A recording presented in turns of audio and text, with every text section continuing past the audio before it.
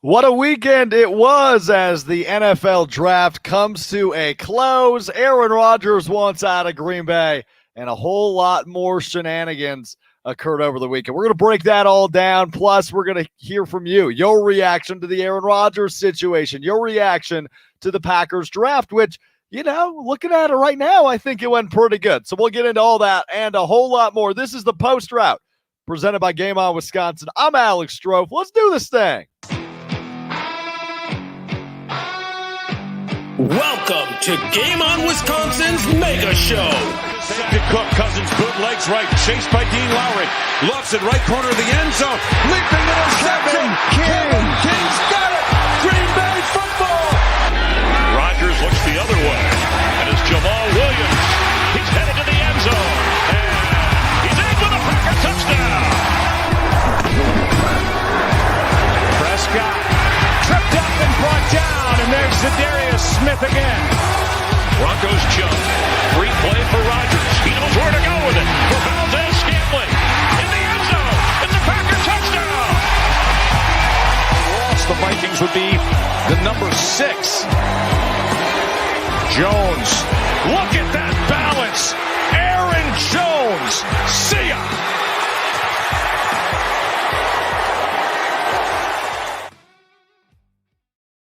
How you doing, everybody? Welcome into the Post Route here on Game On Wisconsin. Happy Sunday. Thanks so much for being with me on this Sunday night. I'm Alex Strouf. You can find me on Twitter at Alex_Strouf. And did anything happen this weekend? Do you know in the Packer land? Did anything happen this weekend? We had a draft. Anything else come to mind? Yeah, it's been a hectic couple of days. So excited to reflect on what was, look ahead to what could be or what will be in terms of our new Packers, the new draftees, as well as in terms of Aaron Rodgers. Because, listen, folks, this ain't looking too pretty right now as this situation continues to evolve. We've got Aaron Rodgers at the Kentucky Derby with David Bakhtiari, the only current teammate he was with. So I want to talk about maybe what was discussed there. Did they not talk about it at all? How does that go down? So I want to dive into that as well. But excited to hear from you live on YouTube, Facebook, and Twitter. All of them have live chats. Feel free to chime in along the way. I love the interaction. Want to hear what you're thinking, what you're feeling after the weekend that was for the Green Bay Packers. At Game On Wisconsin, at Game On WI is where we have our Twitter poll of the day. And we'll get to this here a little bit later. But I asked this. If you were Bach yesterday, what would you have said to Rodgers after all this news comes out? They're hanging out at the Kentucky Derby. Yeah, I know you want to know what horse he's betting on. But given all the headlines the last couple of days, what would you have said to Aaron Rodgers yesterday at the Kentucky Derby, assuming that is the first time they spoke since all this came out? You can find that poll at Game On WI or at Alex_Strouf. We'll get to some of your responses here a little bit later, but I don't want to start with Aaron Rodgers. I think we've done enough Aaron Rodgers talk to hold us over until maybe the second half of the program tonight. But I do want to dive into the weekend that was at the NFL draft, because there's always expectations. There's always wants. There's needs. There's positional groups maybe you want to address for depth purposes, which the Packers did this weekend. There's always a certain philosophy, and it's never unanimous. It's never always the same amongst all Packers fans, but there's always an expectation heading in to the NFL draft. Of course, we remember, maybe the best example we can give, the 2020, last year, the NFL draft.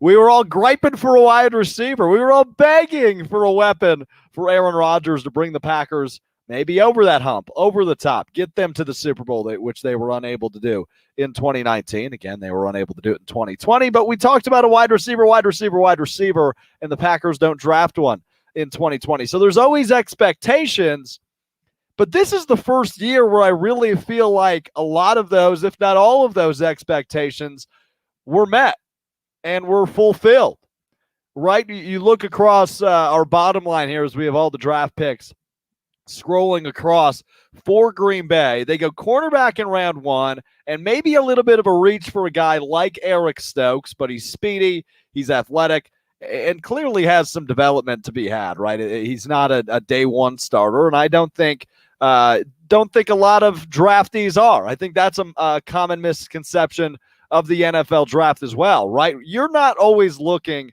for an immediate impact guy, and you're certainly not usually going to get one if you're picking 29, like the Packers usually do, especially in that back half of the draft typically. So Eric Stokes isn't meant to be an immediate impact guy. I think they would like him to grow and develop into a guy that can be an everyday starter across from Jair. I know we all had our issues with the re-signing of Kevin King, but ultimately this is a good move, and it's something that you should be excited about as a Packers fan. Brian Gutekunst talked on Thursday about the selection of cornerback Eric Stokes and how he fits in Green Bay. Really excited to kind of welcome Eric Stokes to the Packer family. Really excited to have a chance to select him. Really good corner in the SEC, played for Georgia. He's got the excellent size we look for, 6'1". He's about 195 pounds. Just rare athlete, premier speed, and just a great kid. So we're excited to add him to our group and see what he can do this season. Well, I think he steadily, he played a lot at Georgia from an early time there and steadily kind of grew as a player. The things that really stick out about him, his explosiveness is off the charts. He's a strong athlete. And I think just they do a great job down there at Georgia training those guys. And I think as he continued to play in the SEC, I think you saw his confidence just kind of grow and grow and grow. That kind of led him to have the year that he had this year. As we got to know him through this process, he just fit our profile of not only a player but a person. And like I said, I think he's going to be a great fit, not only on the field but in our locker room. Yeah, that's Packers general manager Brian Gutekunst speaking on the first-round pick for the Packers, cornerback Eric Stokes out of the University of Georgia. We've talked about the athleticism. We've talked about the speed. And again, we've talked about the fact that he likely won't be an immediate impact guy. But again, that's not usually what you're looking for deep in that first round. It's a guy you're looking to come in who has that raw talent, has that raw ability, and can develop potentially into an everyday guy across from Jair Alexander. So overall, very happy with that. But want to know from you, thumbs up or thumbs down on that Eric Stokes pick in the first round? A lot of people saying, yeah, maybe that was a reach. Asante Samuel Jr. was still out there, a name that has been rumored heavily to be intertwined maybe with the Packers. Obviously, that doesn't come to fruition. But how did you feel about the Eric Stokes pick in round number one? Give me a thumbs up or a thumbs down across the Game On Wisconsin Network, YouTube, Facebook, and Twitter. Interested to hear your thoughts on that. But overall, very good pick. It's a positional need. There's somewhere you need depth, somewhere you need to add some more talent. I give it a thumbs up. Let's move on to pick in the second round. Pick number 62 overall. And man, this one's fun.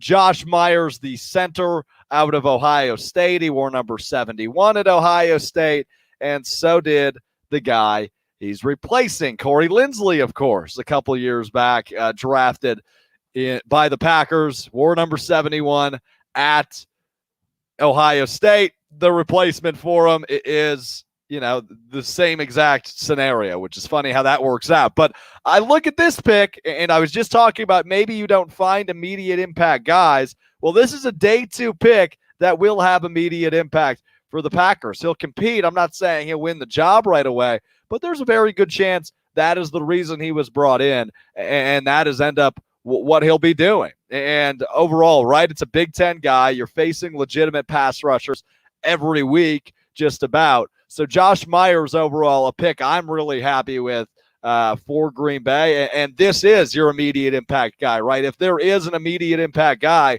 in this Packers draft class for 2021, you're looking at him in round number 2 with Josh Myers. Now, I should hold my breath because the round 3 pick may be the most exciting pick of the weekend. And that, of course, is Amari Rodgers, the wide receiver out of Clemson, who goes pick 85 overall. The Packers trade up in round number 3 to snatch him. And look, this is the aggression, and this is what you've been looking for the past 2 drafts for the Packers. Amari Rogers, a guy that can play all sorts of different roles, right? You know, I don't know if you were watching NFL Network this week, but they seemingly, as the round started to get further along, they started putting comparisons, names, and Randall Cobb was the name Amari Rogers drew. So it's a slot guy. It's a guy that can be a returner. It's a guy that can play maybe that Tyler Ervin role, as he has not officially been brought back to Green Bay. So this is a thrilling pick. I mean, it's an exciting name. It's one of those sexy Corvette-like picks, right, that you're looking forward to that really makes the whole weekend. So in terms of value, this is my favorite pick of the weekend. Amari Rogers falling to round 3. The Packers move to get him. The aggression you want to see out of Brian Gutekunst, and a guy that, in time should surely be an important asset of the Packers offense. But round 3 wide receivers, right? The Packers have made a living on them over the course of the last decade or two. And here's hopefully another, guy that can really be more of a boom, more so than a bust long term. But athleticism galore. He plays right in that slot role, which the Packers like tall receivers, but they haven't spent a lot of time with a true slot the last few years, right? Randall Cobb was really the last true slot wideout that the Green Bay Packers had. And Amari Rogers brings that role. He brings that angle. He brings that experience. And I'm really happy with this pick. Chiming in across the Game on Wisconsin Network. Didn't you just say there aren't any immediate impact guys at pick 29 in the first? No, there of course can be. I just think it's a rarity. But when you look at a guy like Myers, who I assume that's what you're referring to when I said that could be the immediate impact guy for the Packers this year, it's just how he's going to get slotted in, right? He's an offensive lineman. It's a hole, but it's rare. You're not necessarily looking for immediate impact guys at pick 29 in the first. So appreciate you chiming in and following along here as we roll on. And, day 3 is kind of where I fall out. I can't give any really good perspective on a lot of these guys. I might not even say all of their names correctly, but just to close out who the Packers did go with in day 3 yesterday, pick 142 of round 4, Royce Newman, the guard out of Ole Miss. 2 picks in round 5. Pick 29, 173 overall was Tadarrell Slayton. Sure, defensive tackle out of Florida. And 5 picks later, pick 178, Shamar Jean Charles, the cornerback out of Appalachian State. So if you're keeping tabs at home, that is 6 picks, 2 cornerbacks, 2 offensive linemen, a wide receiver, and a defensive tackle. So going back to my earlier point, right? This is the draft you were looking for. You wanted to address those needs, right? Cornerback, wide receiver. You needed some offensive line depth, which you lose. Obviously, you lost Corey Linsley. You got his likely replacement. And then you got a D-tackle tacked in there as well. So as we roll on, 2 picks in round 6, pick 214, 30th in the round. They stay in state. They go Cole Van Lanen out of Wisconsin, a Green Bay native. He went to Bayport High School in Green Bay. So that's a really fun pick, playing for his hometown team. And the first Packers selection, if I'm not mistaken, since Jared Abbrederis several years ago for the Packers. So fun connection there. Obviously, Cole Van Lanen out of Green Bay goes to Wisconsin, now drafted by the Packers. Just overall a really cool story. 6 picks later in the 6th round, pick 220 overall. They go linebacker.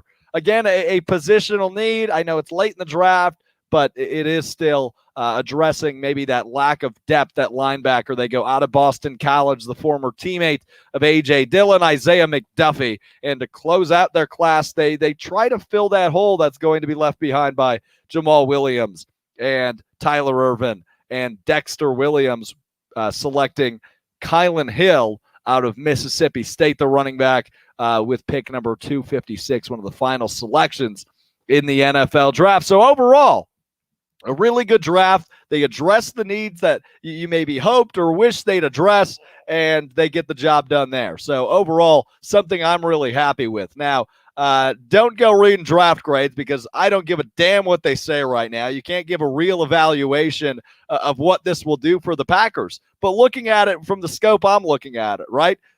The positional needs were addressed.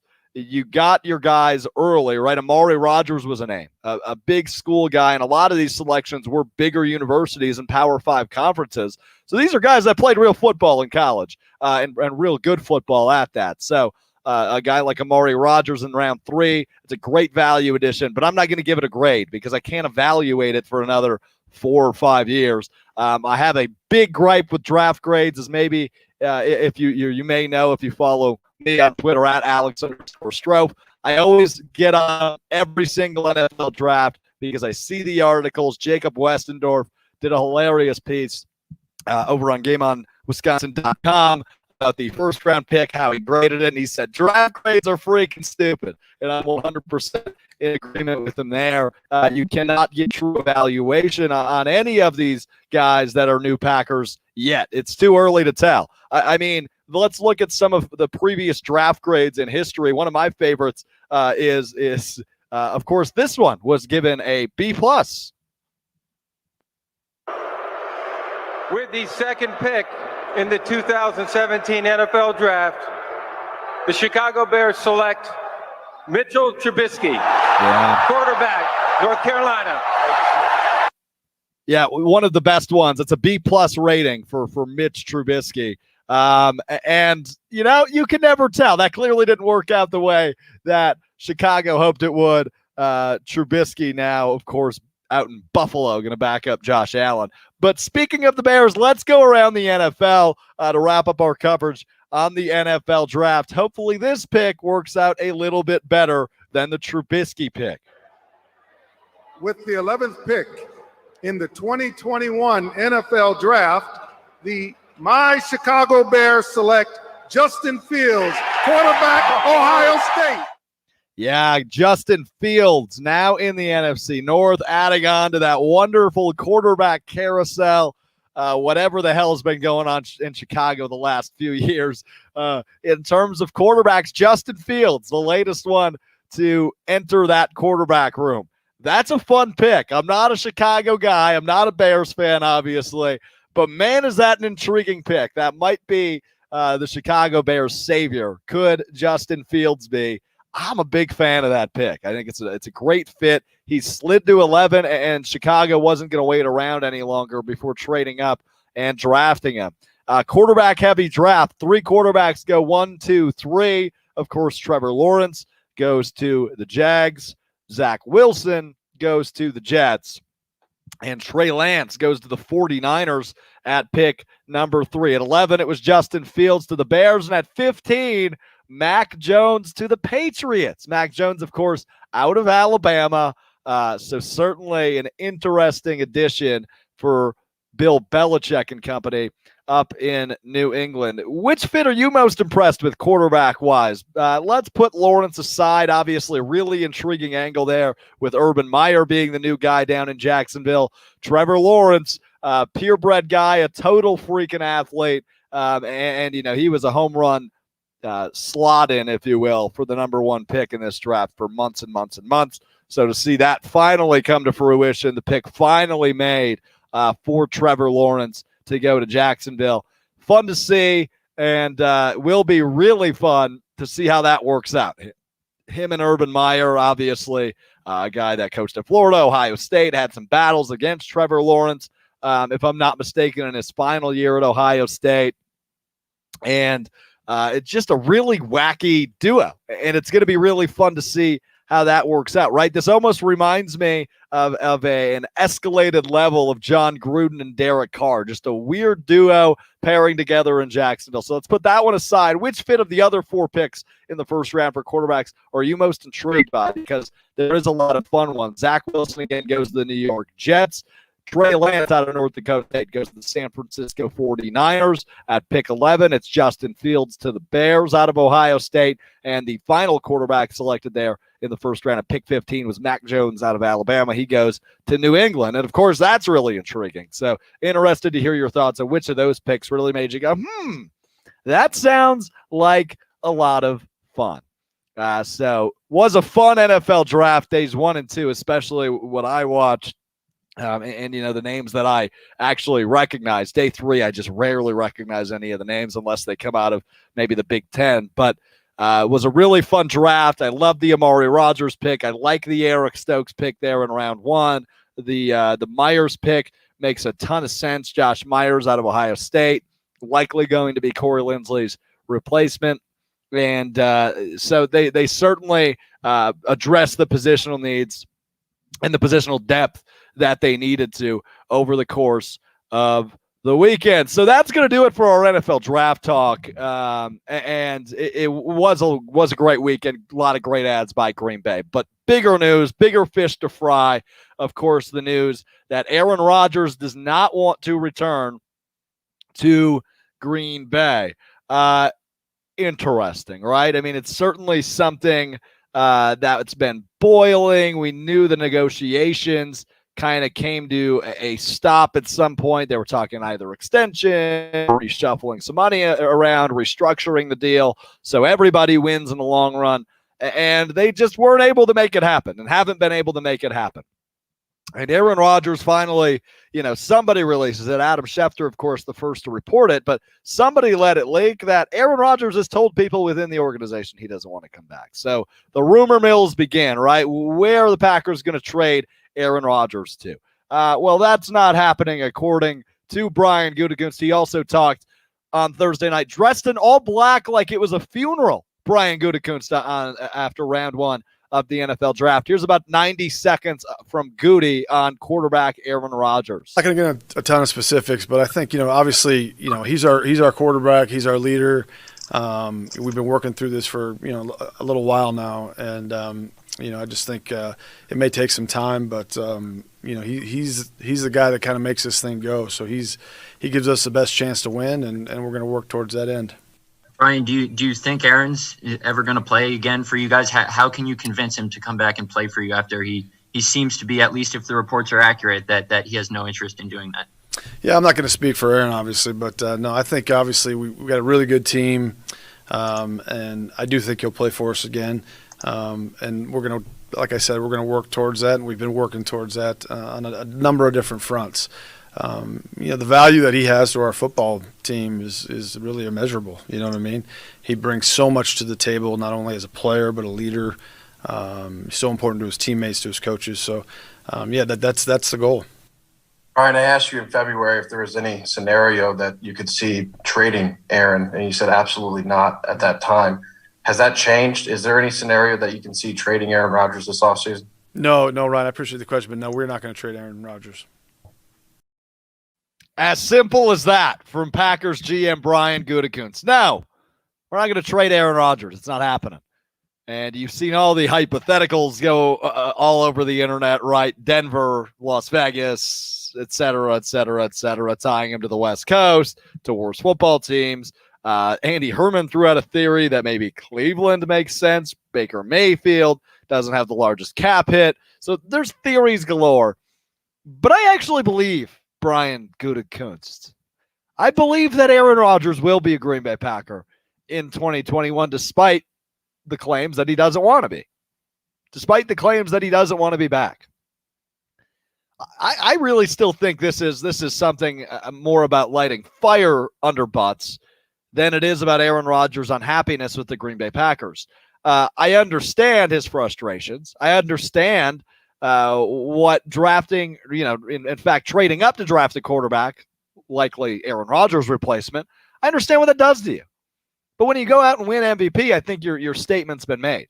And if it's a money thing, which I also have a hard time believing it is, but if it is a money thing, I have a hard time believing the Packers aren't going to get that done. So we'll see what comes out of this. But I'm not convinced that Aaron Rodgers won't be a Packer in 2021. I still think it's too early. I said on Thursday when we did our draft night live stream that there was no chance in hell he was going to get traded this weekend. I don't think there's a chance he gets traded in the month of May if he gets traded. I don't think that's happening in the month of May. So I think this is going to be a lot of sitting and waiting and seeing what happens. But this Aaron Rodgers saga is only getting spicier. It's only speeding up. It's only becoming higher pressure and, bigger headlines. Aaron Rodgers is an interesting dude. We've known that, and we've especially learned that over the course of the past calendar year. He is an interesting dude, and he wants to have it his way. And I think rightfully so, he wants the input, right? Kyler Murray of the Arizona Cardinals, the quarterback, was saying how he has input on the draft decisions. He has input on maybe what the Cardinals are going to do in round one. And that hasn't been the case with Aaron Rodgers. So I understand some frustration. But to escalate that all the way to the level of I don't want to be back in Green Bay shocks me. And again, I have a hard time believing that Aaron Rodgers won't be a Green Bay Packer in 2021, despite the reports that he doesn't want to return to Green Bay, despite the reports that he's terribly unhappy, despite the reports that he will not come back unless Brian Gutekunst is fired. And let me tell you, there's no way that's happening. We know the Packers have a history with losing Hall of Fame quarterbacks after 16 seasons. Bart Starr, Brett Favre, obviously a lot uglier than Bart Starr's retirement, but Brett Favre left after 16 seasons. Now Aaron Rodgers through 16 seasons. And while the Packers have a history of losing them after 16 seasons, I think this story is not done yet. The end of this story is completely unwritten, and we will have a lot of fun learning and understanding where he's coming from. How quick is Rodgers going to jump on the Pat McAfee show and actually air this out?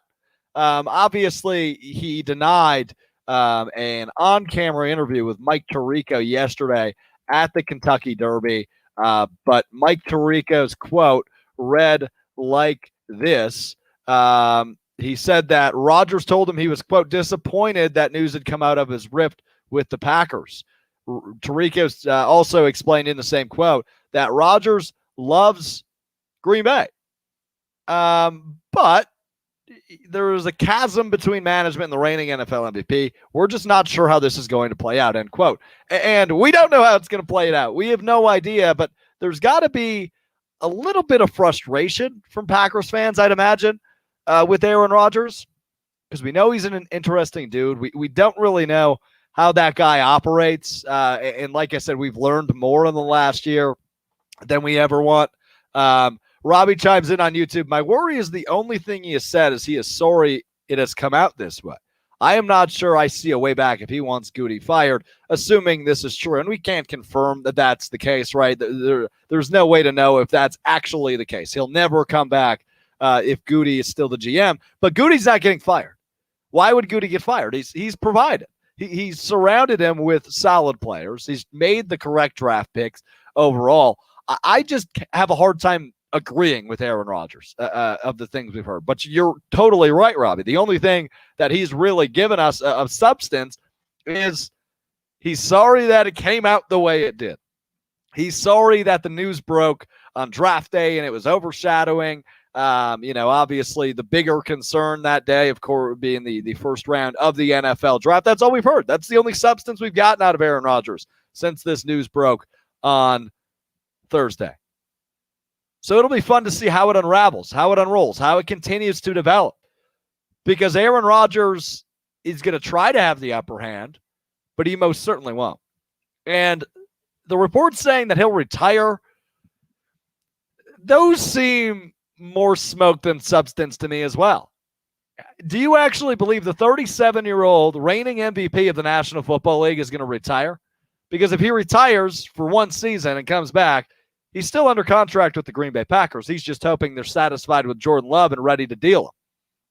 So that's all smoke to me as well. I don't think this Aaron Rodgers situation, it certainly is everything it's been cracked up to be.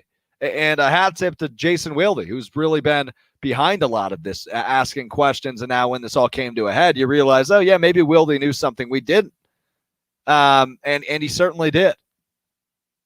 There's certainly a bad relationship, a strained relationship, maybe even a burnt bridge at this point.